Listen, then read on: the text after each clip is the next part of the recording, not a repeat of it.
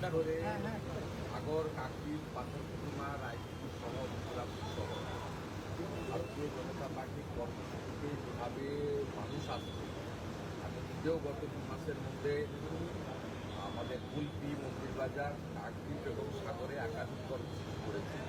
মাননীয় স্বরাষ্ট্রমন্ত্রী রায়পুরে ভয় পেয়েছি। দেখুন, এটা ভালো করে তদন্ত হোক, তদন্ত হলে বুঝতে পারবেন কে বা কারা দোষী। ইতিমধ্যে আমরা পুলিশকে বলেছি এবং একেবারে সর্বোচ্চ স্তরের এখানে তদন্ত করে যে বা যারা দোষী তাদেরকে অ্যারেস্ট করার। দেখবেন এটা বিজেপির গোষ্ঠী কোন্দল, নব্য এবং পুরানো দুয়ের গোষ্ঠীদ্বন্দ্বের মধ্যে আজকের এই ঘটনা ঘটেছে। যে বা যারা দোষী আমরা চাই যত দ্রুত সম্ভব তাদেরকে অ্যারেস্ট করা হোক এবং দৃষ্টান্তমূলক শাস্তি দেওয়া হোক।